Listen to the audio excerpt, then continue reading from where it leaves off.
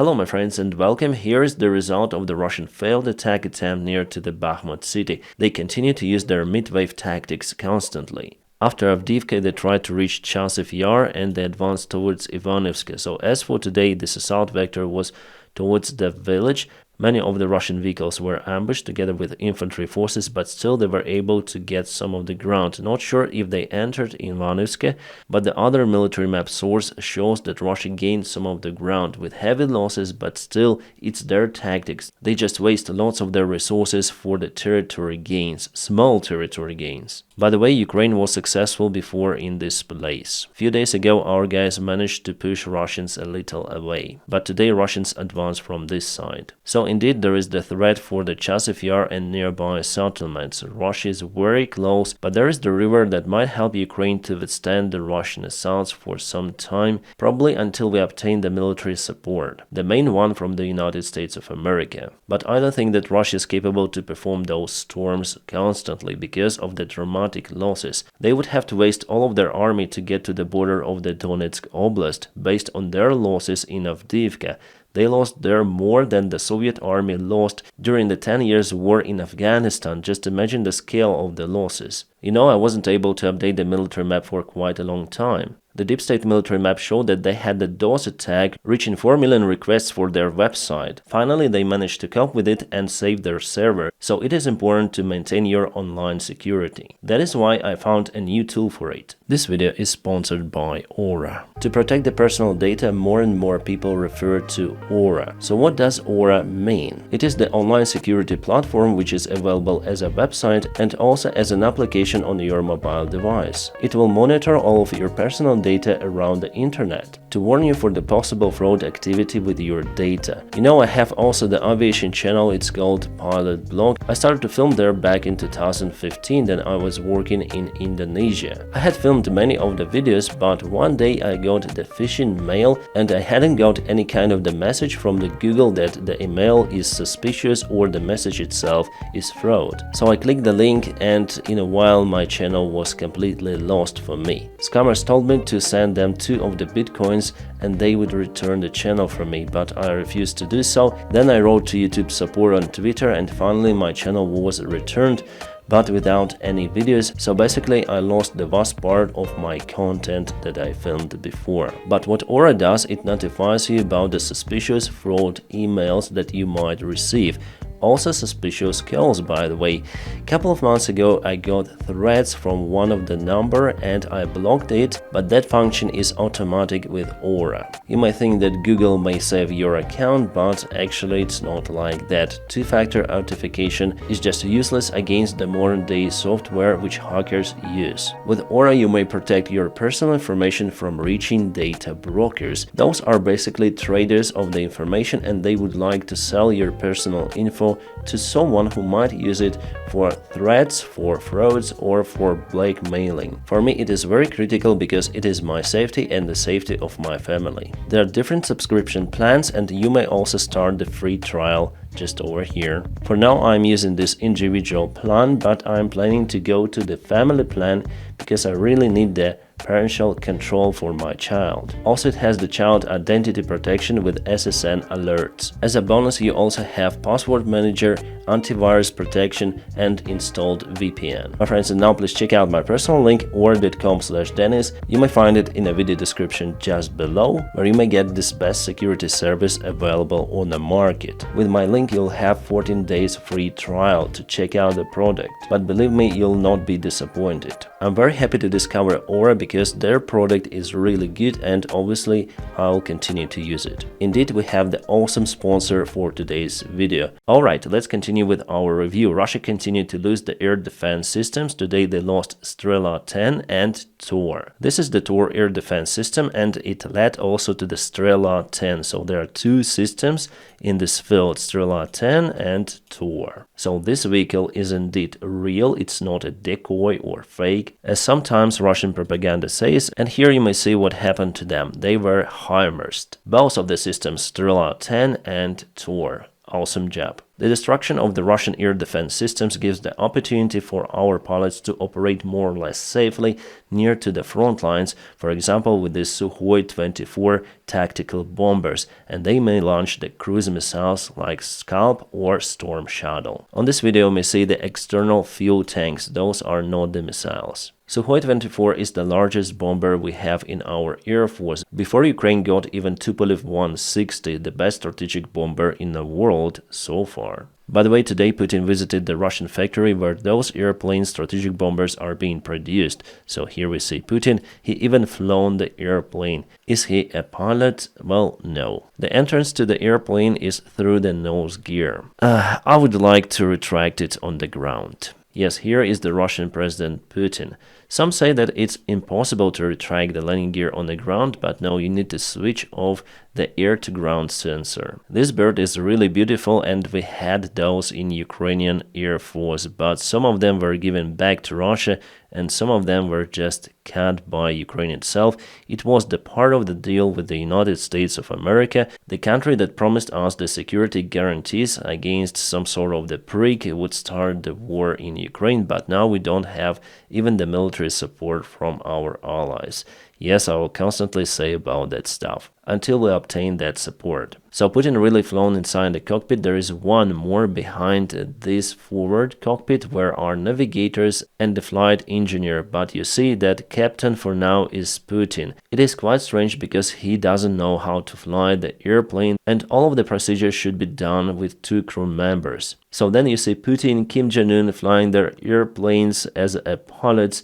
They're just holding the stick or the yoke. In this case it is a stick because this airplane is fly-by-wire. So actually the guy has to perform all of the job alone flying the airplane and calling Putin not to disturb the aircraft controls. Get your hands off controls! Why Putin does it? Because he wants to show how mighty he is for the Russian people just before elections. I'm your commander, the commander of the Russian people. I can fly this mighty jet. Imagine President Biden flies the Air Force One without any type rating, showing, oh my god, I'm flying this big machine. It's just hilarious. Those dictators always have to prove something, you know, they have complex. I'm small baby, I need big airplane and big bomb. What is he pushing here? He's just constantly pushing some sort of the button. For what reason? Next time tell Putin to pull this lever. I know that you know what it does. It is some sort of the humiliation day for the Russian politics from the West. President Joe Biden during his closed meeting said that Putin is crazy SOB, son of a bitch. The information about Putin's new nickname shared around the press and even through the Russian media. So Russian propaganda reporter today asked Putin, did you know that Joe Biden called you a son of the... Let's look at it. Look at this face. Friend, I've come to talk with you again. Even the guard was impressed about the question, so clearly Putin is humiliated by the Western politics. A Russian Security Council and the ex-Russian President Dmitry Medvedev was advised by European officials to seek for psychiatric help. A chief of the European Union Foreign Policy told about it. His name is Peter Stano. It was his comment on Dmitry Medvedev's post about Kiev and Odessa that those cities are Russians and should be returned to the Russian Federation, as Dmitry Medvedev says. I totally agree with the logic of the European Union officials. Dmitry is terribly sick, we are losing him. But the biggest mishap happened to Lavrov, the Russian foreign minister, who went to Brazil by the Russian government plane to participate in G20 summit. But when Lavrov decided to go home back to Russia, the local airport fuel companies refused to refuel his plane. Brazilian president and some of the Brazilian officials tried to negotiate the refueling of the Russian plane, but nothing happened. A Brazilian foreign minister proposed the government plane for Lavrov to fly back, but they decided to call one more plane from Russia, refuel it completely for the way back. So probably they're gonna leave one of the Russian planes in Brazil or deliver some of the jet fuel with separate company. I'm not sure how they're gonna make it out from Brazil, from Rio. But it is also a big humiliation for the Russian officials. They are not welcomed even in the BRICS countries. Sanctions are working after all. Again, our guys targeted the Russian Zala operation unit. Russians usually use small vans or trucks to deliver Zala drones somewhere in the fields, operate them, and move out fast. But here they were spotted by Ukrainian surveillance drone, probably Leleka or maybe some of the Western-made drones. Ukrainian drone pursued them till their base, and later on the base was immersed. Yep. Alright, we have just obtained the new military map update. There are several of the differences. The great thing that Ukraine pushed Russians from Pobeda. Recently, Russians occupied all of this village, but today Ukraine pushed them, but this settlement is still partially occupied. So it was yesterday and it is today. Good. However, enemy continued to move in Avdiivka direction towards Orlivka, so it was yesterday, and here's the latest update. Here we have some of the change, not significant but still.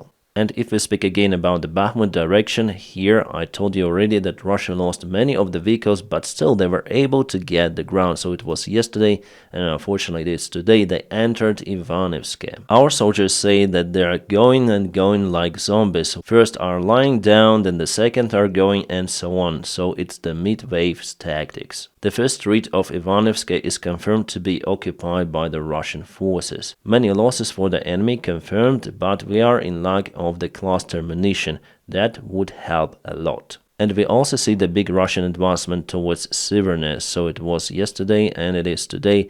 They entered this village, unfortunately. So they continue to take the local settlements near Avdiivka under their control. It is not as easy as before for them taking Avdiivka in just a couple of days. Then they entered the city, but here they have to fight. With significant losses, they still move forward, but with very slow pace. Hopefully Ukraine will be able to stop them at some point in this sector. The ABC news agency says that Ukraine may face the catastrophic lack in munition for the air defense systems. As they say, potentially this situation might change the war itself if Russia gets superiority in Ukrainian airspace, in most of the parts of it. Hopefully it will not happen like that. There was some of the information published today from Transnistria that they are willing to join the Russian Federation and they will try to apply for it on 26th of February. In a few days, and Putin is ready to take them in the Russian Federation on 29th of February. However, this information came just from Transnistria, no any other news sources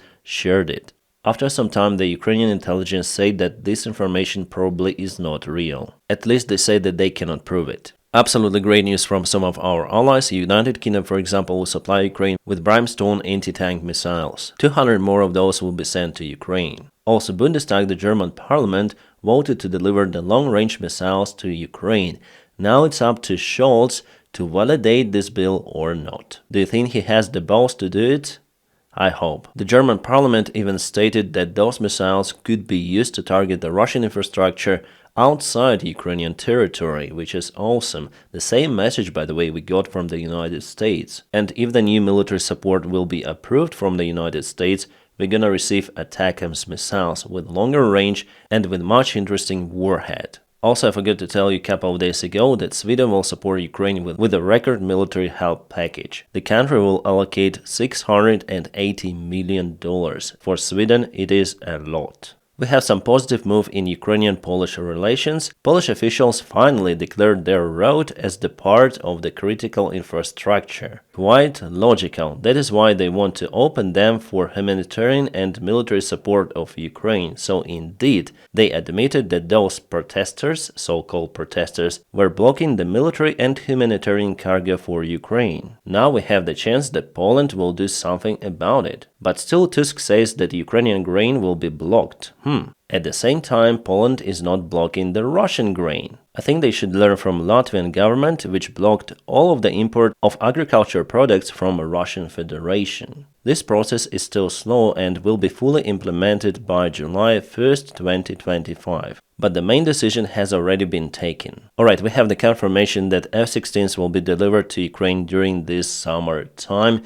Because of the pilot training, indeed it takes lots of the time, much longer than we expected. We have the same timing from the United States and from our European allies. About the recent losses, for a couple of days, Russia lost 98 of the vehicles, Ukraine 40, so the ratio is 1 to 2.5. Quite a lot, because Ukraine lost some of the equipment in Avdiivka. Urban fights bring more losses. Russians posted the images of the engineering equipment which Ukraine lost near to Avdiivka, so this one is near to Stepova, the mining vehicle based on Abrams. Also, they show Ukrainian M113 vehicle near to Marinka, plus the Leopard 2 tank at the same spot. It is war, we also have losses, but much less compared to the Russian side. Armenian Prime Minister Nikol Pashinyan says that Armenia phrases its membership in the military alliance with the Russian Federation. They also prepare for one more possible war with Azerbaijan. Armenia will also deport the Russian border guards in Armenian International Airport of Zvartnots. I wonder what they were doing out there. Prime Minister Pashinyan says that Russia openly called Armenians to get rid of him and Armenian government. And indeed, there were lots of the protests, but still Pashinyan kept his power. So the Russian military union starts to collapse.